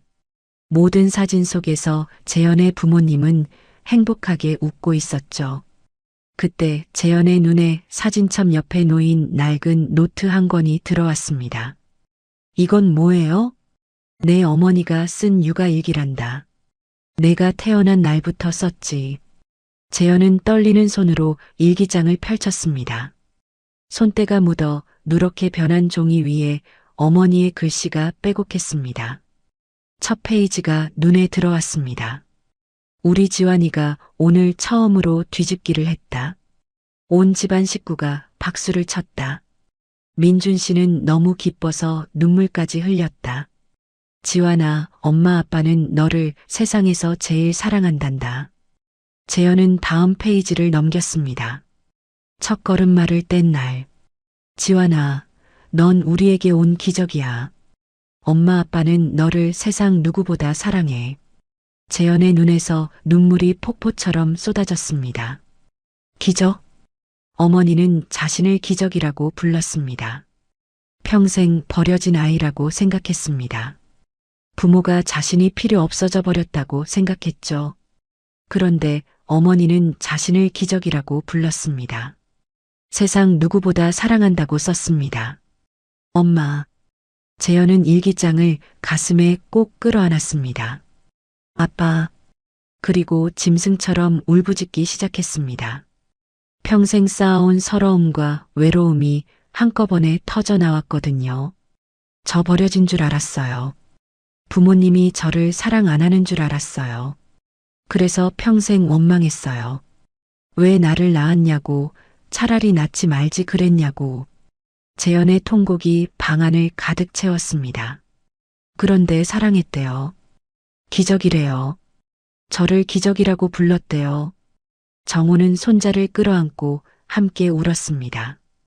두 사람의 울음소리가 오래도록 저택 안에 울려 퍼졌습니다. 한참이 지나서야 재현이 겨우 진정했습니다. 정우는 손자를 침대에 눕히고 이불을 덮어주었죠. 오늘은 푹 쉬어라. 많이 힘들었을 거야. 정우는 조용히 방을 나왔습니다. 그리고 1층 집무실로 내려갔죠. 최 실장이 그곳에서 기다리고 있었습니다. 회장님, 박정식 부회장에 대한 조사 결과가 나왔습니다. 최 실장의 얼굴이 굳어 있었습니다. 평소에 감정을 잘 드러내지 않는 그가 그렇게 굳은 표정을 짓고 있다는 건 보통 일이 아니라는 뜻이었죠. 말해봐. 부회장의 비자금 계좌를 추적하던 중 이상한 점을 발견했습니다. 최 실장이 서류를 펼쳤습니다. 13년 전부터 현재까지 매달 500만 원씩 강 씨라는 인물에게 송금되고 있었습니다. 강 씨? 누구냐 그게? 13년 전 도련님이 사라지셨던 그날 사고 현장 근처에서 목격자였던 사람입니다. 정호의 눈빛이 날카로워졌습니다. 그래서 그자를 찾았나? 예, 찾았습니다. 그리고 증언도 확보했습니다. 최 실장이 휴대폰을 꺼내 녹음 파일을 재생했습니다. 스피커에서 떨리는 남자의 목소리가 흘러나왔죠. 저는 그날 밤을 평생 잊을 수가 없습니다. 강 씨의 목소리였습니다. 저는 트럭을 몰고 그 도로를 지나가고 있었죠. 그런데 앞에서 차 한 대가 미끄러지더니 가드레일을 들이받고 전복됐어요. 정호의 주먹이 불끈 쥐어졌습니다. 저는 급히 차를 세우고 달려갔습니다. 차는 이미 불이 붙기 시작했어요. 그런데 그때 봤습니다. 운전석에 있던 남자가 피를 철철 흘리면서도 뒷좌석으로 기어가더군요. 강 씨의 목소리가 떨렸습니다. 거기에 어린애가 있었어요. 남자아이였죠. 그 남자는 불길이 치솟는데도 아이를 끌어안고 창문으로 밀어냈어요. 자기 몸으로 불을 막으면서요. 정호의 눈에서 눈물이 흘러내렸습니다. 민준아. 아이는 풀숲으로 굴러 떨어졌고 그 남자와 옆에 있던 여자는 그 차 안에서 강 씨의 목소리가 흐느낌으로 바뀌었습니다. 저는 무서워서 아무 말도 못했어요. 그런데 며칠 뒤에 그 남자가 저를 찾아왔습니다. 박정식이라는 사람이었어요. 정식? 그 이름이 나오는 순간 정호의 온몸이 굳어버렸습니다. 그 사람이 저한테 돈을 주면서 입 다물라고 했습니다. 죄송합니다. 정말 죄송합니다. 녹음이 끝났습니다. 정호는 한동안 아무 말도 하지 못했습니다. 손이 파르르 떨렸고 얼굴은 창백하게 질려 있었죠. 정식이가. 정호의 입에서 신음 같은 말이 새어나왔습니다. 내 조카 정식이가 정말 그 사건의 범인이라고? 정호가 책상을 내리쳤습니다. 정식아, 내 놈이 사람이더냐? 정호는 가슴을 쥐어뜯으며 오열했습니다. 70평생을 살면서 이렇게 처절하게 운 적은 없었거든요. 조카였습니다. 피를 나눈 혈육이었어요. 일찍 세상을 떠난 형의 아들을 친자식처럼 키웠습니다. 회사도 물려주려고 했죠. 그런데 그놈이 민준아, 수정아, 미안하다. 정호는 벽에 걸린 아들 부부의 사진을 바라보며 통곡했습니다. 내가 그놈을 키운 죄로 너희가 죽었구나. 이 아비가 죄인이다. 한참을 울던 정호가 갑자기 울음을 멈췄습니다. 그의 눈빛이 달라져 있었거든요. 슬픔이 거치고 서리빨 같은 살기가 어렸습니다. 그놈이 가진 모든 것을 빼앗을 거야. 그리고 가장 밑바닥에서 처절하게 기게 만들 거다. 회장님, 최 실장, 박정식이 포섭한 이 사진과 주주들의 명단을 가져와. 한 명씩 그놈의 목줄을 죄는 칼로 만들 거야. 정식아, 지옥문은 내가 직접 열어주마. 기다려라. 창밖에는 어느새 해가 지고 있었습니다. 붉은 노을이 하늘을 물들이고 있었죠. 하지만 정호의 마음속에는 그보다 더 붉은 복수의 불꽃이 타오르고 있었습니다. 며칠 뒤 성운그룹 본사 대회의장이었습니다. 주주총회가 열리는 날이었죠. 회의장 앞쪽 단상에는 정식이 서 있었습니다. 그의 얼굴에는 승리를 확신하는 미소가 걸려 있었거든요. 주주 여러분, 안타깝게도 회장님께서 건강 문제로 더 이상 그룹을 이끌기 어렵게 되셨습니다. 정식의 목소리가 마이크를 타고 회의장에 울려 퍼졌습니다. 저는 성운그룹의 미래를 위해 중대한 결단을 내려야 한다고 생각합니다. 오늘 이 자리에서 회장직 승계에 대한 투표를 제안합니다. 매수된 주주들이 일제히 박수를 쳤습니다. 정식은 속으로 쾌재를 불렀죠. 드디어 이날이 왔습니다. 20년 넘게 기다려온 순간이었거든요. 바로 그때였습니다. 쾅! 회의장 뒷문이 벼락치듯 열렸습니다. 모든 시선이 그쪽으로 쏠렸죠. 그리고 그 순간 회의장 전체가 숨을 멈췄습니다. 정호였습니다. 검은 정장을 입은 정호가 당당하게 걸어 들어오고 있었거든요. 그의 뒤로 수십 명의 경호원들이 도열의 길을 만들었습니다. 하지만 사람들의 시선을 사로잡은 것은 정호 옆에 선 젊은 남자였습니다. 재현이었습니다. 주주들이 웅성거리기 시작했습니다. 정식의 심장이 쿵 내려앉았습니다. 저 청년의 얼굴이 누군가를 너무나 닮아 있었거든요. 똑같은 눈매, 똑같은 코, 똑같은 입모양. 13년 전 자신이 죽인 사촌 민준의 젊은 시절 얼굴이었어요. 정식의 얼굴이 하얗게 질렸습니다. 설마 저놈이 지환이야? 사고에서 죽었어야 할 아이가 멀쩡히 살아서 눈앞에 서 있었어요. 그것도 죽은 아버지의 얼굴을 그대로 빼닮은 채로요. 정식의 손이 떨리기 시작했습니다. 마치 죽은 민준이 되살아나 복수하러 온 것 같았어요. 테이블 밑에서 주먹을 꽉 쥐었습니다. 정호가 단상 앞에 섰습니다. 그리고 마이크를 잡았죠. 주주 여러분, 제가 건강 문제로 자리를 비웠다고 들으셨죠? 정호의 목소리는 낮았지만 회의장 구석구석까지 울려 퍼졌습니다. 유감스럽게도 그건 거짓말입니다. 저는 멀쩡합니다. 회의장이 술렁거렸습니다. 오늘 이 자리에서 우리 가문의 13년 비극을 조작한 진범을 공개하겠습니다. 정호가 재현의 어깨를 감싸며 선언했습니다. 먼저 이 청년을 소개하겠습니다.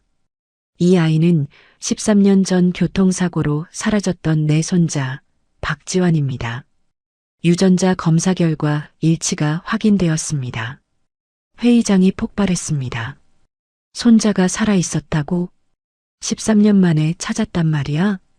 정호가 정식을 향해 고개를 돌렸습니다. 정식아. 정호의 목소리가 서늘하게 변했습니다. 내가 왜 그렇게 떨고 있는지 다들 궁금해하는구나. 내가 설명해 줄까? 무슨 말씀을 하시려는 겁니까? 정식이 더듬거렸습니다. 최 실장. 정호가 손짓하자 음성 파일이 재생되기 시작했죠. 스피커에서 떨리는 남자의 목소리가 흘러나왔습니다. 강 씨의 증언이었습니다. 박정식이라는 사람이 저를 찾아왔어요. 돈을 주면서 입 다물라고 했습니다. 말하면 죽여버리겠다고요. 회의장에 찬물을 끼얹은 듯한 정적이 흘렀습니다. 정호가 다시 입을 열었습니다. 이건 얼마 전 운전기사 김 씨에게 나를 죽이라고 지시한 대화 녹음입니다. 또 다른 음성 파일이 재생되었습니다. 회장을 재개발 구역에 내려드리고 도망쳐. 거기서 대기하고 있는 사람들이 알아서 처리할 거야. 정식의 목소리였습니다. 너무나 선명하게 녹음되어 있어서 부인할 수가 없었죠. 회의장이 아수라장이 되었습니다. 정식에게 매수되었던 이사들도 슬금슬금 자리에서 일어나 뒷문 쪽으로 도망치기 시작했죠. 거짓말이야. 정식이 악을 썼습니다. 저건 다 조작이야. 조작이라고? 정호가 비웃었습니다. 국과수 음성 분석 결과 일치 판정이 나왔다. 내 비서도 모든 것을 자백했어. 바로 그때 회의장 뒷문이 다시 열렸습니다. 제복을 입은 경찰들이 우르르 들이닥쳤죠. 박정식 씨? 형사 한 명이 정식 앞에 섰습니다. 당신을 살인 교사 및 특정 경제범죄 가중처벌법 위반 혐의로 긴급 체포합니다.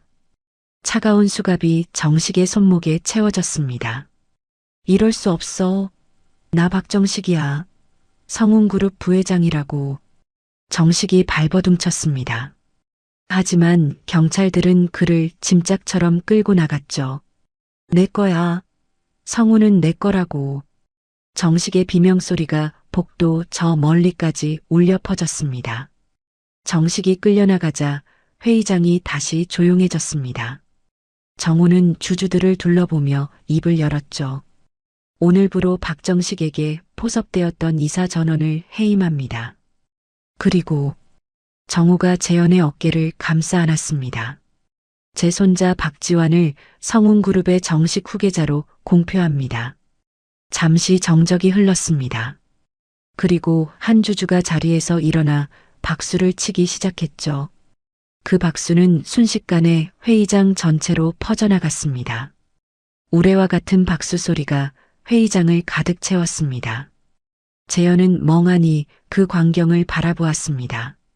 며칠 전까지만 해도 편의점에서 야간 알바를 하며 폐기 도시락으로 끼니를 때우던 자신이었거든요. 할아버지, 재현이 작은 목소리로 불렀습니다. 저 정말 이래도 되는 거예요? 당연하지. 정우가 손자의 손을 꽉 잡았습니다. 원래 내 자리야. 내 아버지가 물려받았어야 할 자리였지. 이제야 제 자리를 찾은 거란다. 같은 시각 서울 외곽의 한 공장. 태수의 아버지가 운영하는 중소기업 사무실에서 비명 같은 소리가 터져나왔습니다. 뭐라고? 계약 해지? 태수의 아버지가 전화기를 붙잡고 소리쳤어요. 손이 부들부들 떨리고 있었습니다. 20년 동안 성운그룹 하청을 해왔는데 갑자기 모든 계약을 해지한다고요? 이유가 뭡니까?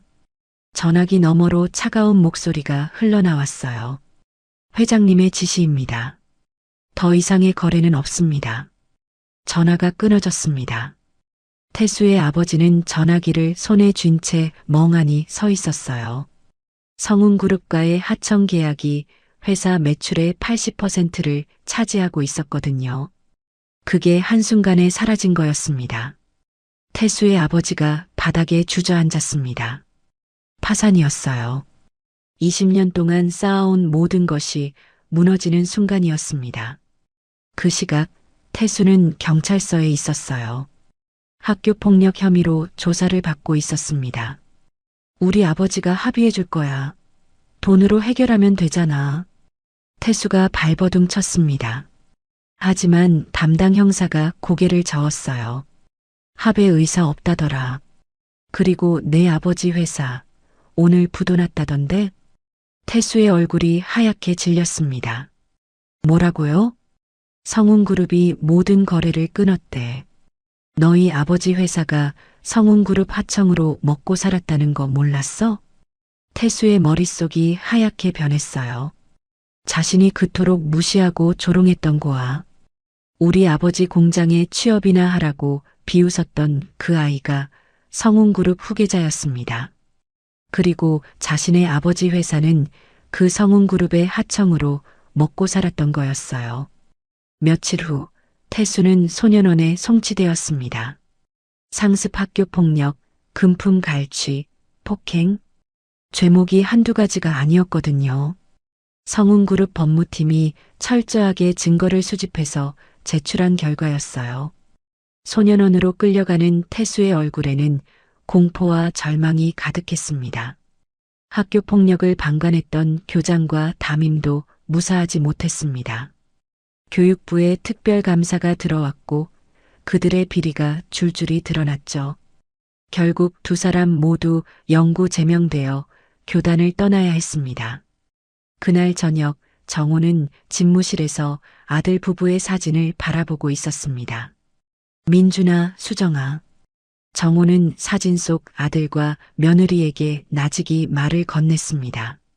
이제야 너희의 원을 풀어주었구나. 너희를 죽인 놈은 평생 감옥에서 썩게 될 거야. 그리고 지환이는 내가 반드시 잘 키울게. 약속한다. 정호의 눈가에 눈물이 고였습니다. 하지만 그것은 슬픔의 눈물이 아니었습니다. 13년 동안 짓눌러왔던 한이 풀리는 눈물이었죠. 창밖에는 어느새 해가 지고 있었습니다. 붉은 노을이 서울 하늘을 물들이고 있었죠. 마치 피로 물든 것 같은 하늘이었지만 정호에게는 그 어느 때보다 아름다워 보였습니다. 주주총회가 있고 며칠 뒤였습니다. 재현은 아침 일찍 일어나 짐을 챙기기 시작했습니다. 옷가지며 신발이며 상자 몇 개가 금세 쌓였죠. 하지만 그것은 재현의 것이 아니었습니다. 고아원 동생들에게 줄 선물이었거든요. 지환아, 어디 가려고 이렇게 일찍 일어났니? 정호가 손자의 방 앞을 지나다 고개를 들이밀었습니다. 할아버지, 저 오늘 고아원에 다녀올게요. 동생들한테 줄 거 좀 챙겼어요. 재현이 상자들을 가리키며 대답했습니다. 고아원? 그래, 가야지. 가야 하고 말고. 정호의 얼굴에 흐뭇한 미소가 번졌습니다. 할아버지도 같이 가도 되겠니? 너를 키워주신 분들께 인사를 드려야 할 것 같구나. 재현은 고개를 끄덕였습니다. 검은 세단 세대가 고아원으로 향했습니다. 트렁크에는 재현이 직접 고른 옷과 신발, 그리고 아이들이 평소에 먹고 싶어 했던 피자와 치킨이 잔뜩 실려 있었죠. 재현은 차창 밖을 바라보며 지난 13년을 떠올렸습니다. 이 길을 얼마나 많이 걸어 다녔던가요? 편의점 알바를 마치고 새벽에 터덜터덜 걸어오던 길. 학교에서 괴롭힘 당하고 울면서 돌아오던 길. 그 모든 기억이 스쳐 지나갔습니다. 고아원이 보이기 시작했습니다. 페인트가 벗겨진 낡은 건물, 녹슨 철문, 금이 간 시멘트 바닥. 여전히 초라한 모습 그대로였죠. 재현의 가슴이 뭉클해졌습니다. 차가 고아원 앞에 멈추자 아이들이 우르르 몰려 나왔습니다. 재현이 형이다. 형? 진짜 형이야. 아이들이 재현에게 달려들어 팔과 다리에 매달렸습니다. 재현은 무릎을 꿇고 아이들을 하나하나 끌어안았죠. 그래, 형이 왔어. 보고 싶었지? 형, 뉴스에서 봤어. 형이 재벌집 손자래. 진짜야? 형 이제 부자야? 아이들이 눈을 반짝이며 물었습니다. 재현은 웃으며 아이들의 머리를 쓰다듬었죠. 응, 형 이제 밥 굶을 일 없어. 너희도 안 굶겨. 형이 맛있는 거 많이 사왔어. 경호원들이 트렁크에서 피자와 치킨 상자를 꺼내기 시작했습니다. 아이들의 눈이 휘둥그레졌죠. 우와, 피자다. 치킨도 있어. 진짜 치킨이야. 아이들이 환호성을 질렀습니다. 고아원에서는 1년에 한두 번 후원자가 올 때나 먹을 수 있는 귀한 음식이었거든요. 바로 그때 고아원 현관문이 열리고 한 수녀님이 나오셨습니다. 백발이 성성한 노수녀님이었죠. 수녀 원장님이셨습니다. 수녀 원장님은 재현을 보자마자 발걸음을 멈추셨습니다. 그리고 두 눈에 눈물이 그렁그렁 맺혔죠. 재현아. 수녀 원장님의 목소리가 떨렸습니다. 재현은 수녀 원장님에게 달려갔습니다. 그리고 품에 안겼죠. 13년 동안 어머니 대신 자신을 보살펴 주셨던 분이었거든요. 원장님, 저 왔어요. 그동안 감사했어요. 고맙긴 뭘 고마워. 내가 잘 돼서 내가 고맙지. 수녀 원장님이 재현의 등을 토닥이며 눈물을 훔치셨습니다. 정호가 천천히 다가왔습니다. 그리고 수녀 원장님 앞에서 깊이 허리를 숙였죠. 수녀님, 저는 이 아이의 할아버지 박정호입니다. 아이고, 회장님께서 이런 데까지 직접 오시고. 수녀 원장님이 손사래를 쳤습니다. 아닙니다. 제가 드려야 할 인사입니다. 정우의 목소리가 떨렸습니다. 13년 동안 제 손자를 키워주셔서 정말 감사합니다. 수녀님이 아니었으면 이 아이가 어떻게 됐을지 모릅니다. 저야 당연한 일을 했을 뿐입니다. 이 아이가 착하고 성실해서 제가 더 고마웠어요. 수녀 원장님이 재현을 바라보며 미소 지었습니다. 이 아이가 처음 왔을 때가 아직도 눈에 선해요. 6살짜리가 아무 말도 못하고 멍하니 앉아 있었거든요. 이름도 모르고 어디서 왔는지도 모르고. 수녀 원장님의 눈에서 눈물이 흘러내렸습니다. 정우도 눈물을 참지 못했습니다. 두 사람은 한참 동안 서로 손을 맞잡고 울었죠. 그때 재현이 수녀 원장님께 말했습니다. 원장님, 저 부탁드릴 게 있어요. 뭔데, 우리 재현이? 이 고아원 좀 새로 지어도 될까요? 건물이 너무 낡아서요. 겨울에 아이들이 너무 추워해요. 수녀 원장님이 눈을 동그랗게 떴습니다. 뭐, 건물을 새로 짓는다고? 정우가 나섰습니다. 수녀님, 제가 약속드리겠습니다. 이 고아원 건물을 최신식 시설로 개축하겠습니다. 교육시설도 만들고 아이들이 마음껏 뛰어놀 수 있는 놀이터도 만들겠습니다. 아이고, 회장님. 그건 너무 큰 돈이 들 텐데요. 아이들 미래에 쓰는 돈에 큰 돈이 어디 있습니까? 제 손자를 13년 동안 키워주신 은혜에 비하면 아무것도 아닙니다. 정우는 진심이었습니다. 이미 마음속으로 계획을 세워두었거든요. 며칠 뒤 성운그룹 본사에서 기자회견이 열렸습니다. 수백 명의 기자들이 카메라를 들고 회견장을 가득 메웠죠. 정우와 재현이 나란히 단상에 섰습니다. 오늘 중요한 발표가 있습니다. 정우가 마이크를 잡았습니다.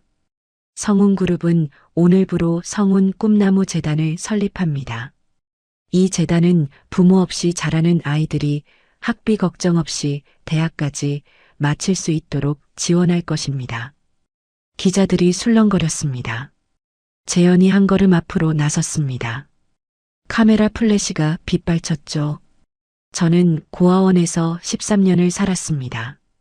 재현의 목소리는 떨렸지만 또렷했습니다. 배고파서 쓰레기통을 뒤지고 싶은 날도 있었고 학비가 없어서 대학을 포기해야 할 뻔한 적도 있었습니다. 그때 저는 생각했습니다. 왜 나만 이렇게 힘들까? 왜 나는 부모 없이 태어났을까? 회견장이 조용해졌습니다. 기자들도 숨을 죽이고 재현의 말을 들었죠. 하지만 지금은 다르게 생각합니다. 제가 그 시간을 견뎌낸 건 이유가 있었던 거예요. 저와 같은 처지의 아이들을 도우라고 하늘이 저를 그곳에 보낸 거라고 믿습니다. 재현은 카메라를 똑바로 바라보며 말했습니다. 제 이름은 이제 박지환입니다. 하지만 힘들었던 시절 저를 지켜준 이재현이라는 이름도 잊지 않겠습니다. 그 시절의 고통을 기억하며 소외된 아이들의 방패가 되겠습니다. 회견장에 박수가 쏟아졌습니다. 그날 이후로 재현은 매주 주말마다 고아원을 찾았습니다. 아이들 공부도 도와주고 함께 밥도 먹고 축구도 했죠. 재벌그룹 후계자가 아니라 그냥 동생들의 따뜻한 형으로 지냈습니다. 성운그룹의 이런 행보는 전국적인 이슈가 되었습니다. 뉴스마다 재현의 이야기가 보도되었고 많은 사람들이 감동받았습니다. 시간이 흘렀습니다. 재현은 본가로 들어온 후에도 흐트러지지 않았습니다. 오히려 더 열심히 공부에 매진했죠. 그동안 어려운 환경 탓에 다하지 못했던 꿈을 이루기 위해서였습니다. 재현의 방 책상 위에는 어머니의 육아 일기장이 놓여 있었습니다. 그는 공부하다 힘들 때마다 그 일기장을 펼쳐보았죠. 우리 지환이가 마음껏 공부할 수 있는 세상이 오면 좋겠다. 우리 아들은 머리가 좋으니까 원하는 건 뭐든 될 수 있을 거야. 어머니의 글씨를 읽을 때마다 재현의 눈시울이 붉어졌습니다. 하지만 울지 않았어요. 대신 펜을 더 꽉 잡았죠. 엄마, 아빠, 저 꼭 해낼게요. 재현은 매일 밤늦도록 책상 앞을 떠나지 않았습니다. 새벽 2시, 3시까지 공부하는 날도 많았죠. 정호는 그런 손자가 걱정되기도 했지만 한편으로는 대견했습니다. 손자의 방 앞을 지날 때마다 새어나오는 불빛을 보며 흐뭇해했거든요. 그리고 마침내 그날이 왔습니다. 수능이 끝나고 합격자 발표 날이었습니다. 재현은 떨리는 손으로 컴퓨터 앞에 앉았습니다. 정호가 그 옆에 나란히 앉았죠. 둘 다 숨을 죽이고 모니터를 바라보았습니다. 재현이 수험 번호를 입력했습니다. 그리고 다음 순간 화면에 큰 글씨가 떠올랐습니다. 합격을 축하합니다. 서울대학교 경영학과. 재현은 한동안 아무 말도 하지 못했습니다. 눈앞이 흐려졌거든요. 눈물이 왈칵 쏟아졌습니다. 붙었어요. 할아버지, 저 붙었어요. 그래, 우리 지환이 붙었구나. 정호가 손자를 와락 끌어안았습니다. 두 사람은 서로를 껴안고 펑펑 울었죠. 엄마, 아빠한테 알려드려야 해요. 가서 보여드려야 해요. 재현이 눈물을 훔치며 말했습니다. 정호는 고개를 끄덕였습니다. 그래, 지금 당장 가자. 두 사람은 차를 타고 경기도 외곽에 있는 추모공원으로 향했습니다. 양지바른 언덕 위에 재현의 부모님 묘소가 있었거든요. 묘비 앞에 도착한 재현은 한참 동안 말을 잇지 못했습니다. 무릎을 꿇고 앉아 부모님의 이름이 새겨진 비석을 바라보았죠. 아버지, 어머니. 재현의 목소리가 갈라졌습니다. 저 왔어요. 좋은 소식 가지고 왔어요. 재현은 품에서 합격 통지서를 꺼내 묘비 앞에 올려놓았습니다. 저 서울대 붙었어요. 경영학과요.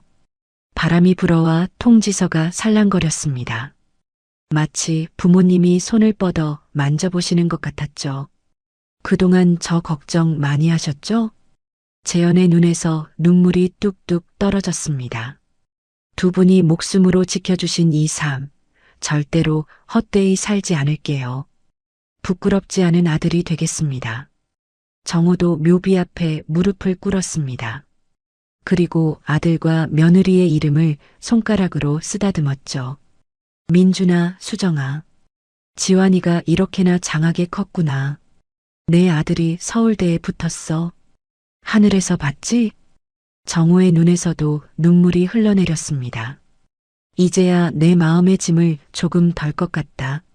지환이는 내가 잘 키울게. 걱정하지 마라. 두 사람은 묘비 앞에서 한참 동안 울었습니다.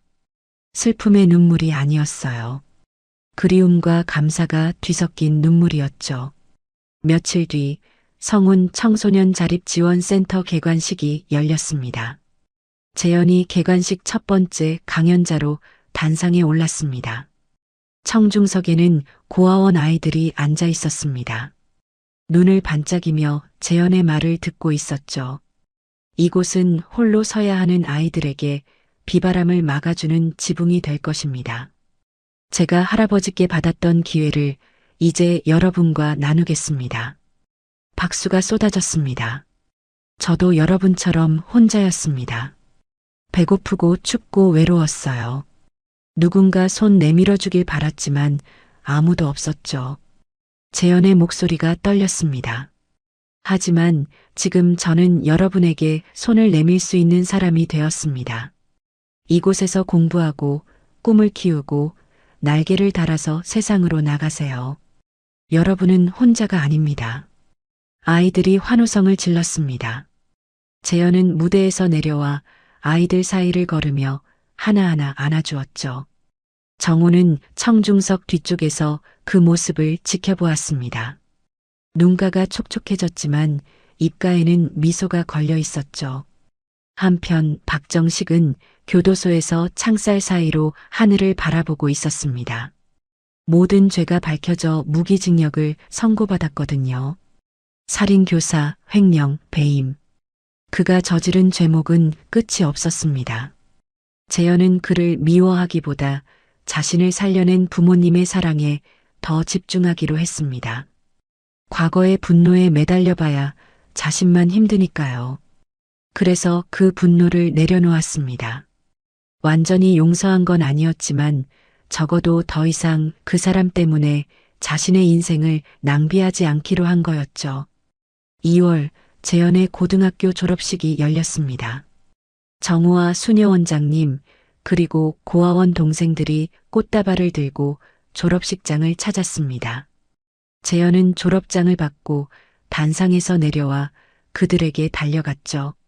할아버지, 원장님, 애들아. 재현이 그들을 끌어안았습니다. 형, 축하해. 아이들이 재현에게 꽃다발을 안겨주었습니다. 재현의 팔에 꽃다발이 산더미처럼 쌓였죠. 정우가 손자의 어깨를 감싸 안으며 말했습니다. 정말 장하구나. 오늘이 내 인생에서 가장 빛나는 날이야. 아니에요, 할아버지. 재현이 고개를 저었습니다. 가장 빛나는 날은 할아버지를 만난 날이에요. 그날이 없었으면 오늘도 없었을 거예요. 정우의 눈시울이 붉어졌습니다. 졸업식이 끝나고 저녁 정우와 재현은 저택 정원을 산책했습니다. 봄바람이 불어와 두 사람의 옷자락을 살랑거리게 했습니다. 정원에는 벚꽃이 흐드러지게 피어 있었죠. 분홍빛 꽃잎이 바람에 흩날리며 두 사람 위로 떨어졌습니다. 정우가 손자의 어깨를 감싸 안았습니다. 할아버지한테 돌아와줘서 정말 고마워. 재현도 할아버지의 허리를 감싸 안았습니다. 저야말로 감사해요. 할아버지가 저를 찾아주셔서요. 포기하지 않고 찾아주셔서요. 두 사람은 나란히 걸었습니다. 눈부신 햇살이 내리쬐는 정원 산책로를 서로를 부축하며 당당히 걸어갔죠. 하늘에서 부모님이 환하게 미소 짓는 것만 같았습니다. 따스한 봄바람이 두 사람의 등을 살며시 밀어주었어요. 마치 잘했다, 잘 살아라 하고 속삭이는 것처럼요.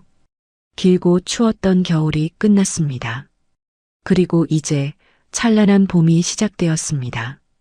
이것은 끝이 아니었습니다. 사랑으로 다시 묶인 가족이 써내려갈 눈부시고 아름다운 새로운 날들의 시작이었습니다. 이 이야기가 여러분의 하루에 작은 위로가 되었다면 더 좋은 이야기로 찾아뵐 수 있도록 구독과 좋아요를 눌러주세요. 그리고 사연의 주인공들에게 전할 따뜻한 응원도 댓글로 부탁드립니다. 오늘도 건강하시고 늘 좋은 일만 가득하시길 바랍니다.